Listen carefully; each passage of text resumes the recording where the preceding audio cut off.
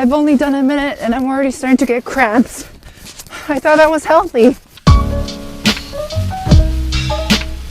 Hey guys, it's Sue here and welcome back to my channel. So about a month ago, I embarked on a new challenge where I try to run 2 kilometers every day for 10 days. And it's been a while since I finished the challenge, but I still want to edit it and upload it for you guys. So here we go. Guys, so I'm outside right now and I'm on my way to run. I actually really like running outside. I know some people really hate it. They think it's so boring, but I actually love running outside. I love to, do something to freeze my butt off. But I really enjoy the cool, crisp air in the autumn. So I am gonna go run right now after I stretch a bit. So I set this challenge for myself back in November when I was still attending school. And on a normal basis, on a regular basis, I do work out. But I realized that when I get really busy, I put other stuff such as YouTube or schoolwork before my health, which is obviously not a good thing.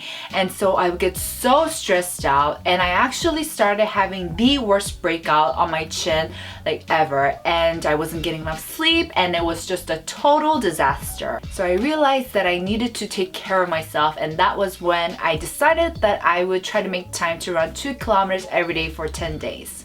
Holy crap, guys. I just finished my 2 kilo and that was so much harder than I thought. Oh my gosh.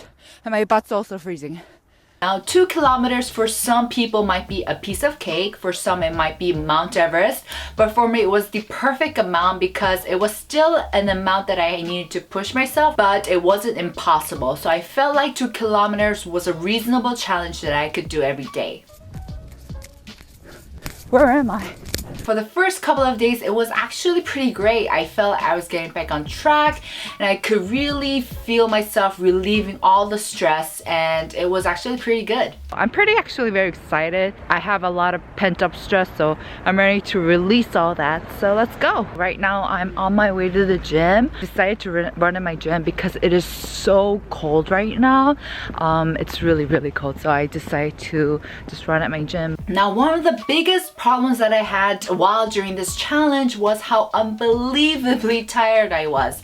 Like I said, I did this challenge during my semester, so I was attending school and I had classes, I had team projects, I had YouTube, I had assignments, and so I was so unbelievably tired at the end of the day. And honestly, on some days, I just didn't have the energy to do the full 2 kilometers. So I just finished my 2 kilometers run and I am so beyond exhausted.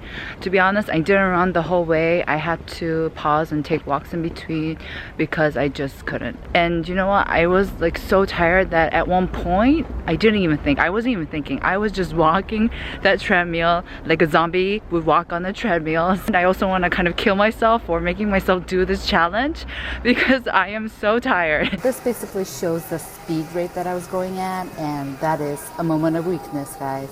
I'm sorry I disappointed you, but that is something I will work on. So everyone chill, everyone take a chill pill. But yeah, 2 kilometers and done for today. Whew. Now, one of the things that I realized was that, when people say, oh, you're just making up excuses when you say you don't have the time to work out. We're not. Seriously. I think, yes, we might have the physical time to actually go to the gym, but it's so hard to muster the mental strength to go out, especially at the end of a very long day.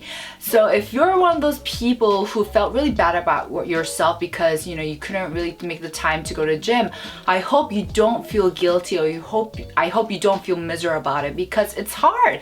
It's hard to incorporate working out, especially when you're really busy, especially if you're at work, especially if you're taking classes. So don't beat yourself about it. I realize that it's a very hard thing to do.